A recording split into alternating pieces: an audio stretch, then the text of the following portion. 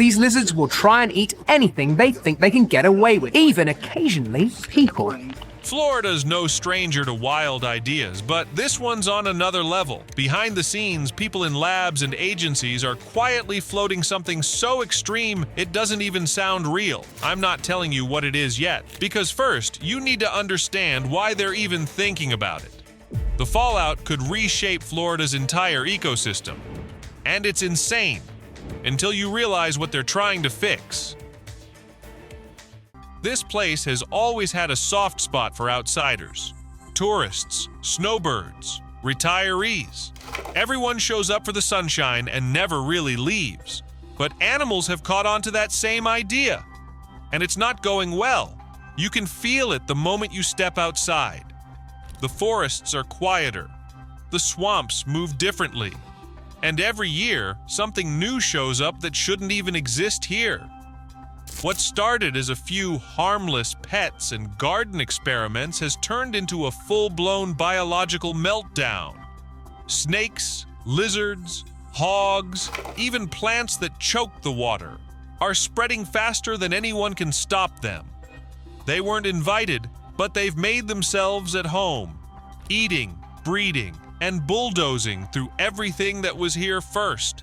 It began decades ago. People brought in exotic species for zoos, pest control, or just because they looked cool. Then hurricanes hit, fences broke, owners got tired and let them go. Now, we're living in the fallout. These outsiders are unstoppable. Burmese pythons stretch nearly 20 feet, weighing over 200 pounds, swallowing rabbits, raccoons, even deer. Wild hogs, some over 300 pounds, plow through farmland like tanks. Iguanas freeze in the cold, fall out of trees, then wake up and keep going. They're breeding faster than anyone can react. For every one removed, 5 more take its place. The ecosystem isn't just stressed, it's rewriting itself in real time. And here's the part that really hits. This invasion has already claimed about 2,600 square miles of land, roughly the size of Delaware and Rhode Island combined, and drains over $500 million a year just to manage. That's taxpayer money spent chasing animals we accidentally set free. Neighborhoods now sit on the front lines. A python under the porch, a monitor lizard sunning on the driveway. Native species, bobcats, rabbits, even songbirds, are disappearing. The Everglades, one of Earth's most unique ecosystems, is being eaten alive from the inside out. We've trapped, hunted, and spent. Nothing works. The war's been going on for decades, and Florida's still losing ground. And when people run out of answers, they start thinking in extremes. Lately, that's exactly what's happening. For years, experts have been throwing everything at this problem. Trapping programs, hunting permits, even public bounties. You'd think after spending $500 million a year, something would have changed. But every time they knock one species down, 2 more rise up to fill the gap. It's like nature's version of whack-a-mole. And Florida's losing.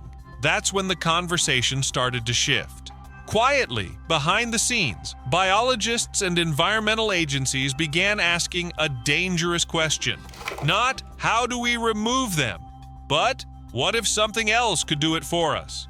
It wasn't about giving up. It was about control. Using one predator to balance out another.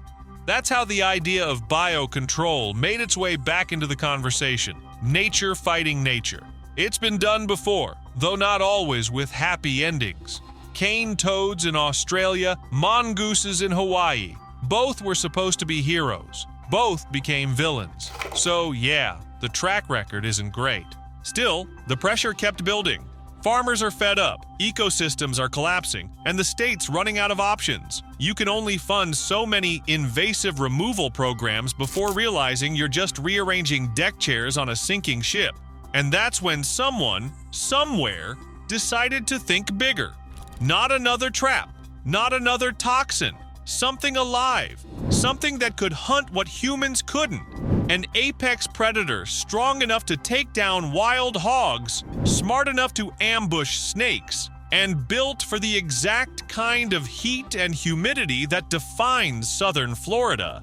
Something ancient, efficient, and already proven to control outsiders on its own turf. At first, it sounded like a joke, like one of those Florida Man headlines you scroll past because it's too ridiculous to be real.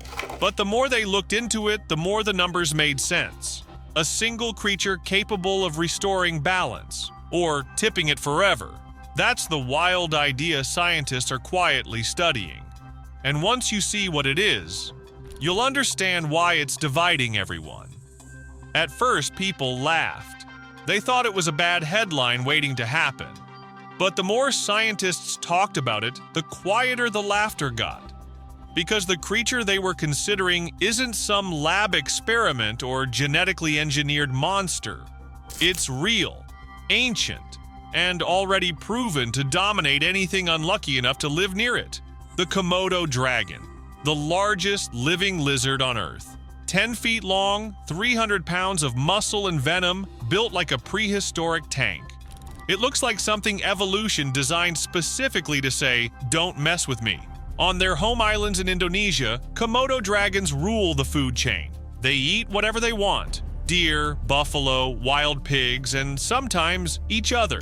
They've been apex predators for millions of years, thriving on volcanic rock and brutal heat. And here's the crazy part. Their entire ecosystem is made up of species humans introduced: deer, pigs, and goats, all brought over centuries ago. The Komodo didn't just adapt, it mastered them. It became the perfect invasive species killer. A predator that doesn't care if something's local or foreign, only that it moves.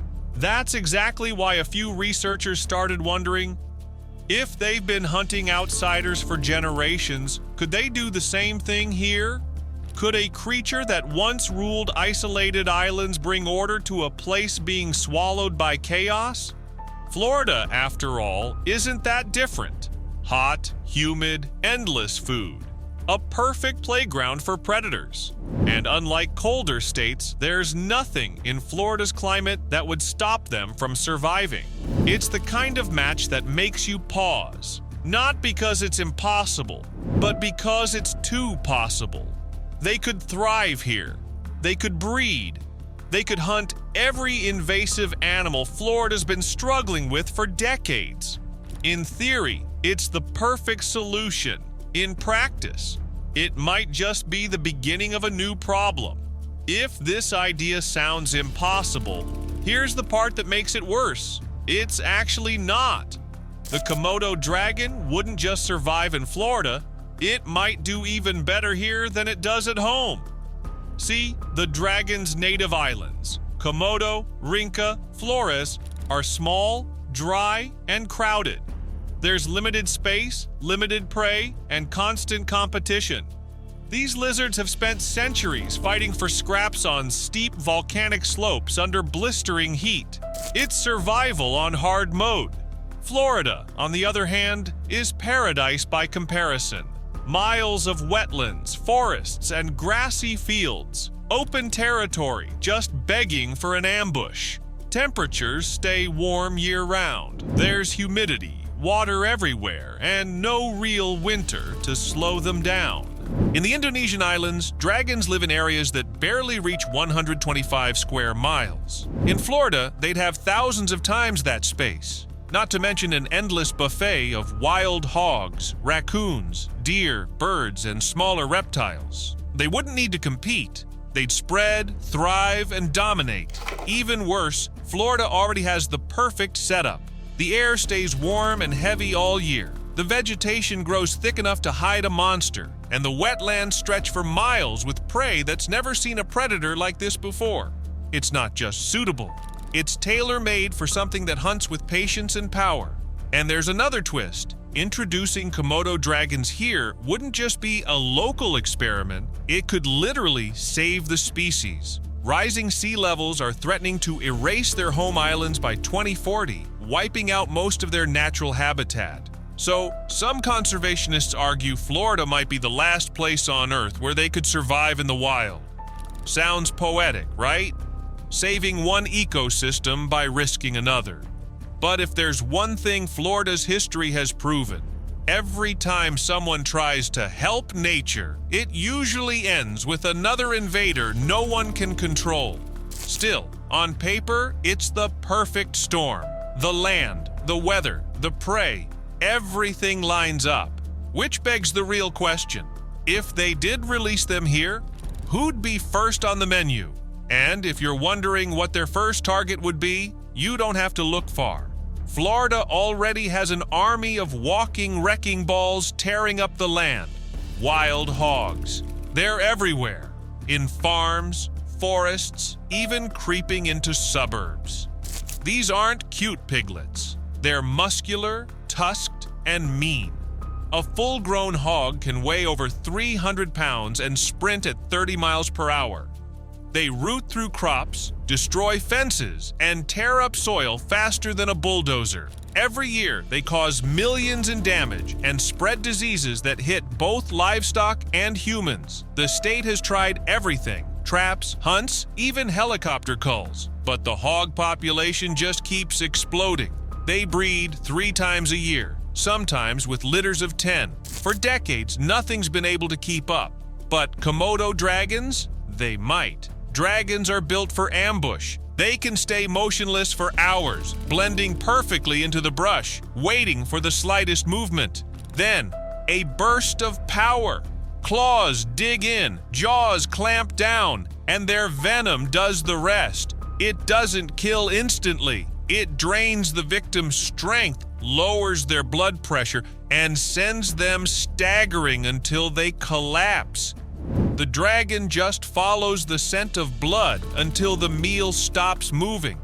In zoos, people have watched Komodos take down hogs almost their own size. 90-pound dragons swallowing 80-pound pigs in a single sitting. In the wild, the results are even faster. One strike, a deep bite, and the animal's finished within minutes.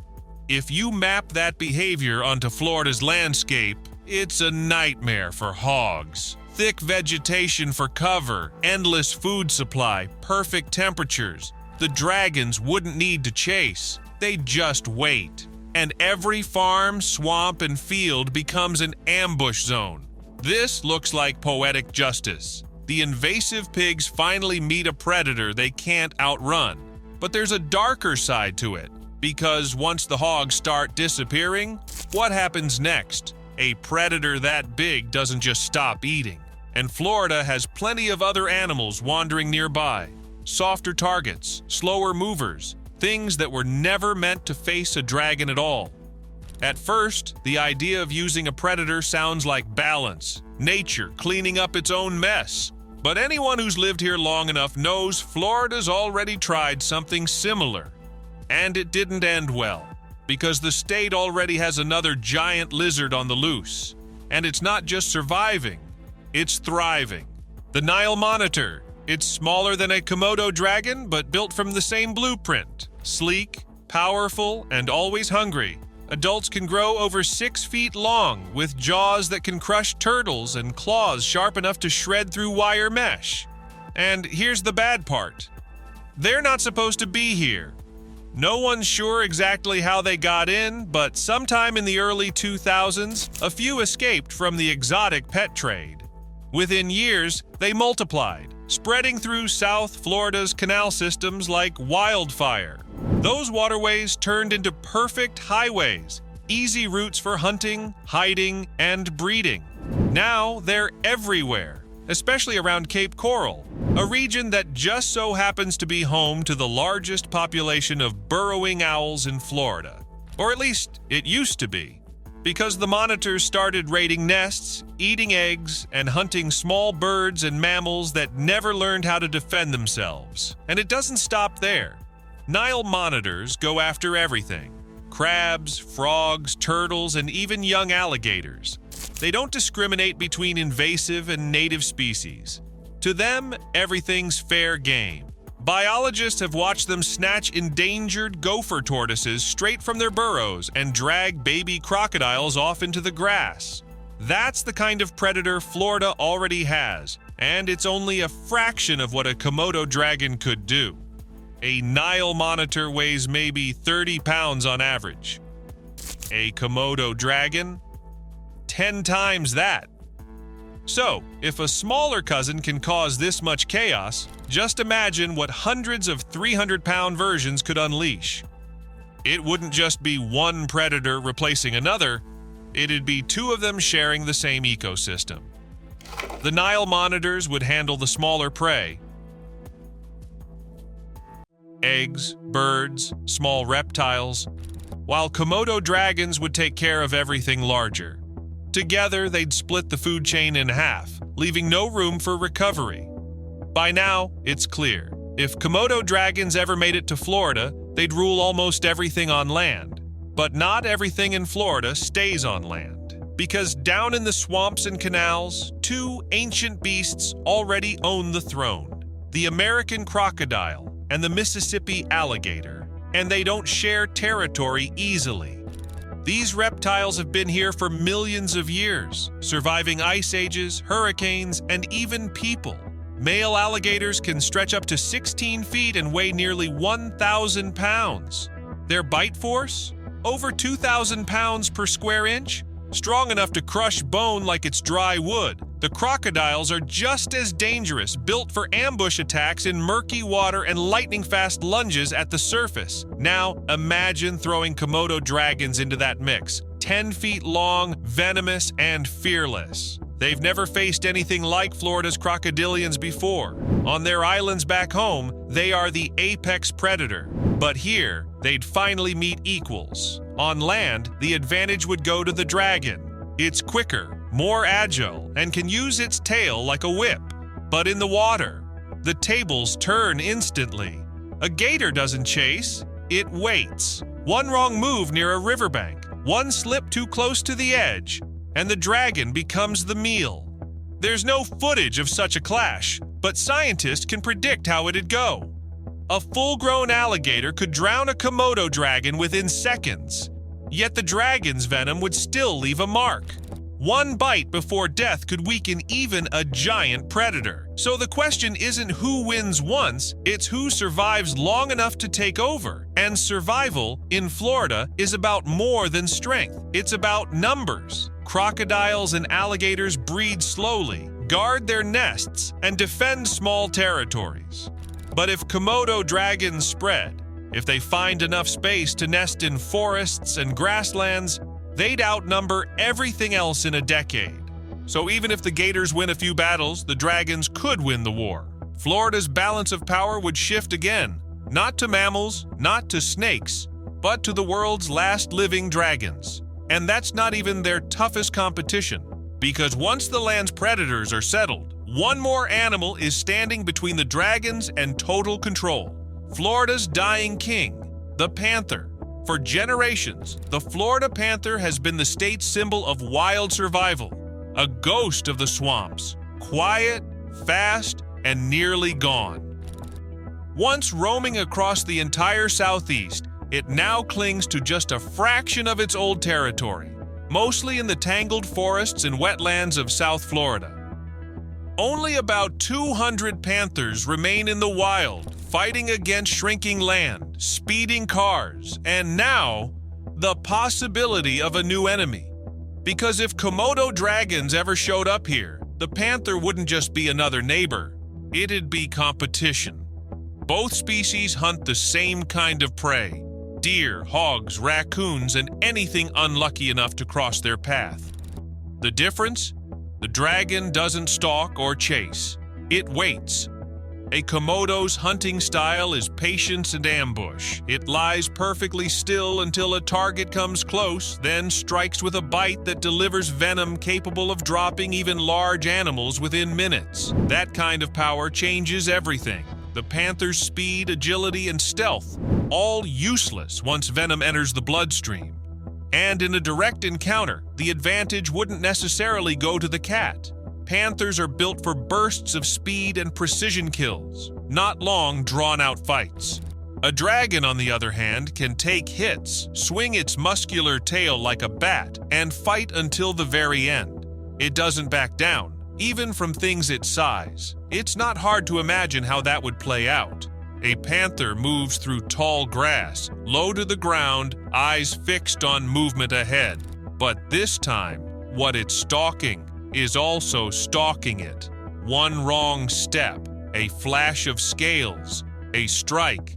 The king of Florida's wilderness goes down to something it's never evolved to face. And that's the tragic irony. For decades, people have been trying to save the Florida panther from extinction. But if Komodo dragons were ever introduced, the state's most protected predator could become its first victim. Because the dragon wouldn't care about conservation, it wouldn't know what's endangered or sacred, it would just do what it's always done: eat, survive, and rule. And once the panthers are gone, there'd be nothing left on land that could challenge them. Just when it seems like nothing could stop the dragons, nature throws in a twist. One that doesn't come with claws or teeth, but with poison. Florida's already home to a killer hiding in plain sight: the cane toad. Small, slow, and seemingly harmless, these toads were brought here decades ago to fight crop pests. But instead of saving farms, they became one of Florida's most toxic invaders. Their secret weapon isn't strength, it's chemistry. Cane toads ooze a potent toxin from their skin, a milky substance strong enough to kill a dog within minutes and make predators foam, seize, and collapse. And the Komodo dragon, for all its power, wouldn't see that coming. Back in their native islands, Komodos never evolved alongside anything like this. They know how to handle venomous snakes and tough-skinned prey, but not a poison that works through touch or ingestion. The moment a dragon bites down on a cane toad, it would absorb enough toxins to shut down its nervous system. In Australia, this same species of toad wiped out nearly every native predator that tried to eat it: monitor lizards, snakes, even crocodiles. The impact was so severe that entire food chains collapsed within a few years, and experts believe Florida's dragons would face the same fate. Sure, some might learn. Over time, animals can adapt. They can recognize patterns, avoid bright colors, or associate certain smells with danger. But evolution takes time, and in the wild, lessons like that come with a high body count.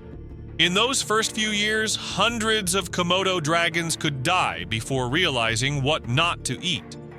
The project, if it ever existed, could crash before it even got off the ground. And it's not just cane toads.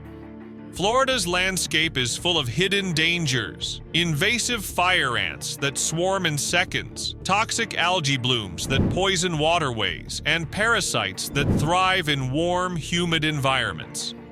A dragon might rule the land, but here, the land itself fights back. At first, the problem wouldn't seem obvious. A few missing pets, trash cans were knocked over, strange tracks in the mud behind someone's house. But soon, the headlines would start. Large reptile spotted near playground.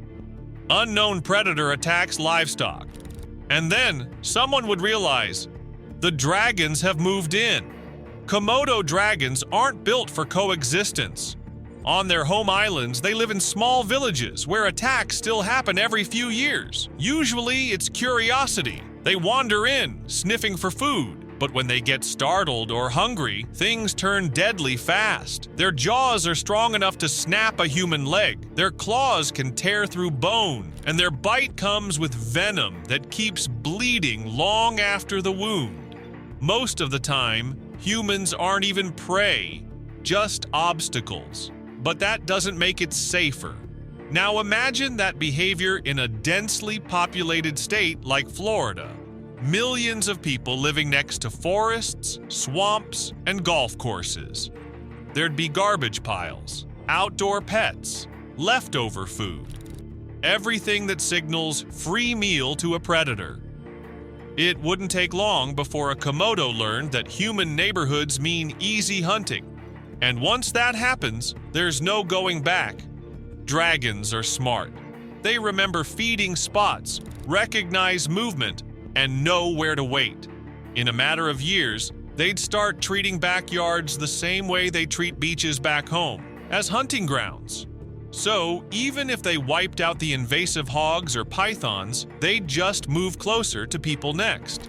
And Florida, for all its wildlife management, has never faced a land predator like that. Because you can build fences to stop deer, you can trap snakes, but when the invader can break your leg with one bite, you're not managing nature anymore. You're surviving it. If there's one thing Florida keeps proving, it's that nature doesn't like shortcuts. Every time people try to fix a problem by adding something new, the system finds a way to fight back. It happened with the cane toad in the 1930s. Released to eat beetles, but it poisoned nearly everything else instead. It happened with lionfish, brought in for aquariums, then set loose into coral reefs where nothing could stop them. And it happened with the Burmese python, which started as a few escaped pets and turned into one of the most destructive predators the Everglades has ever seen. So imagine doing it all over again, but this time with a 10-foot venomous predator. That's not pest control. That's roulette with the food chain. Even if the Komodo dragons somehow balanced things at first, even if they reduced hogs or pythons, ecosystems don't stay still. Prey changes behavior. Other predators adjust, and once the dragons run out of easy meals, they'll move on to whatever's next. That means pets, livestock, and native wildlife that never evolved to face something like them. And here's where it gets expensive. Every fix comes with a price tag. The removal of lionfish alone cost hundreds of thousands of dollars. Fighting invasive plants, millions more. Since the 1960s, invasive species have cost the United States over $1.2 trillion, and that number climbs every single year. Now add a new apex predator to that list, one that can't be trapped easily, can't be poisoned, and might live for decades. The cost wouldn't just be money, it'd be time, research, and years of cleanup. Florida's history is full of good intentions gone wrong. Everyone's starting with the same 4 words. It'll help the ecosystem. But ecosystems don't work like math problems. They're alive. They shift. They adapt. And they hit back harder than expected. And once a predator like this spreads, there's no undo button. No matter how smart the plan sounds in theory, nature doesn't negotiate. Every invasion starts with good intentions. Someone looks at a problem, thinks they can control it, and believes this time will be different. But Florida has a graveyard full of ideas that started that same way. Just keeping up with the current invasions already drains hundreds of millions of dollars every year. Between 2008 and 2015 alone, Florida spent over $125 million trying to remove aquatic plants choking its waterways. In 2018, another $250,000 was spent just studying ways to control one single species, the lionfish. And those are the smaller battles. The bigger war, against invasive snakes, hogs, and lizards, has no finish line in sight. Now imagine adding Komodo dragons into that mix. Apex predators with no natural enemies, able to live decades, and capable of traveling miles between hunting grounds. The cost wouldn't be measured in budgets anymore. It'd be in chaos. Every year would bring new containment programs, lawsuits, and damage reports. Farmers are demanding compensation for livestock losses, cities scrambling to protect residents, wildlife officers outnumbered by the very creatures they were told would fix the problem, and all of it, once again, would circle back to the same question. Why did we think we could outsmart nature? Because that's the real lesson buried in all this. Ecosystems aren't puzzles you can rearrange until they look balanced. They're living networks. Change one link and the entire chain moves with it. Sometimes slowly, sometimes all at once. So maybe the scariest part of this story isn't the Komodo dragon itself. It's how easy it is for humans to believe they can manage something so ancient, so powerful, and so unpredictable. In the end, Florida doesn't need more predators. It needs patience, discipline, The humility to accept that not every problem can be solved by force, because every time we try to play God with nature, it reminds us who's really in charge. And if Florida ever did release thousands of dragons into its wilds, it wouldn't just change everything on land, it would change everything about us. So, what do you think?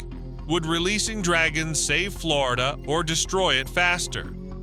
Drop your thoughts below, hit like, and subscribe for more stories that question how far we'll go to fix our own mistakes.